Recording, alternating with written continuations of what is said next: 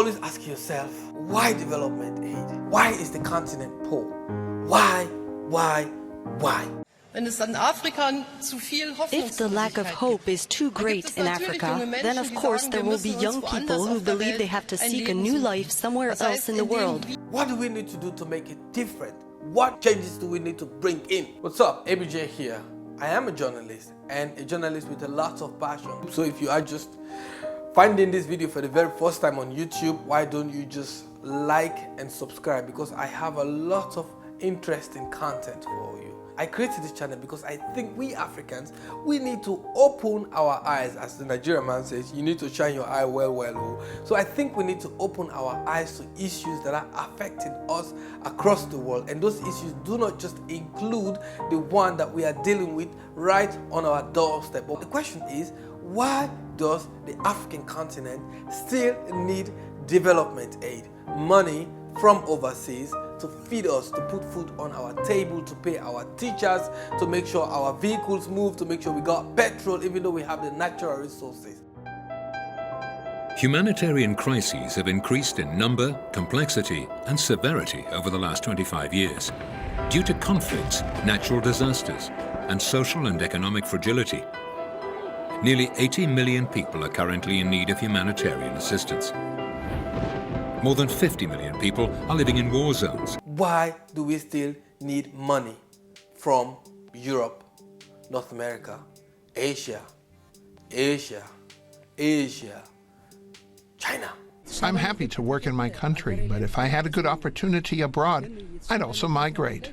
What I'm trying to say is that the African continent does not need to completely cut off development aid. What I am saying is that every individual country that's pumping money on the African continent has their individual interest. The more satisfied people are here, the less likely they are to travel to Europe.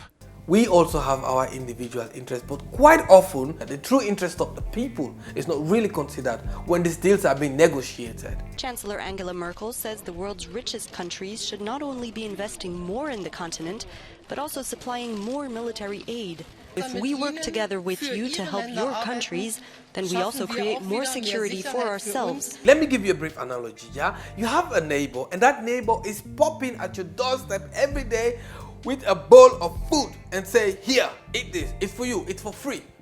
Every day this neighbor is coming, just giving you this food for free. And you keep asking yourself, what is that neighbor trying to get from me by giving me free food every day? Have you always asked yourself, why does the developed world, including all these international monetary institutions like the IMF, the World Bank, they're all pumping free money on the continent? Have African countries been asking this question? For almost 60 years of development aid, why are we still poor? Is development aid helping us, or is development aid making us or keeping us poorer? In the last few years, the trend that we are seeing in the way that Europe is using its development aid is less and less to support the type of projects that work for people in Africa, and more to promote its own objectives here in Europe, mainly stopping migration towards Europe. I think African countries need to completely rethink or overhaul development aid, and these are some of the reasons why. For many citizens of African countries, paying bribes to officials for simple services like passports or driving licenses is all too common. Many even need to pay bribes just to file a complaint with the police. In fact, our research shows that 1 in 4 African citizens are forced to pay bribes for these and many other basic services, including life-saving medicines and healthcare. Is development aid contributing to corruption in this continent? Of course it is contributing. This is not a hidden fact. Corruption, though, doesn't affect everyone equally. The poorest in society are twice as likely to pay bribes than the wealthiest. And young people are more likely to pay bribes than older people. But corruption and bribery in Africa don't exist in a vacuum. Foreign governments and companies have a role to play, ensuring that cases, bribery, and money laundering in African countries are investigated and punished. This sort of information is on the statistics of the reports that are being produced to those donor countries. This donor money come in the form of supporting democracy and human rights. Don't get me wrong, I respect that. But I think we should not overlook the other side, because corruption is killing the continent. One of the major reasons that Africa is poor is because of corruption. Everyone is thinking about themselves. The money you get, you put in your pocket and you feed yourself. You don't think about the future of your country and the people in your country. So if you are pumping free money and you know this is contributing to corruption, then of course you have to ask yourself, what do we need to do to change this? And if this continues, honestly, you keep asking yourself, is development aid being done in this way so it keeps us corrupt all the time?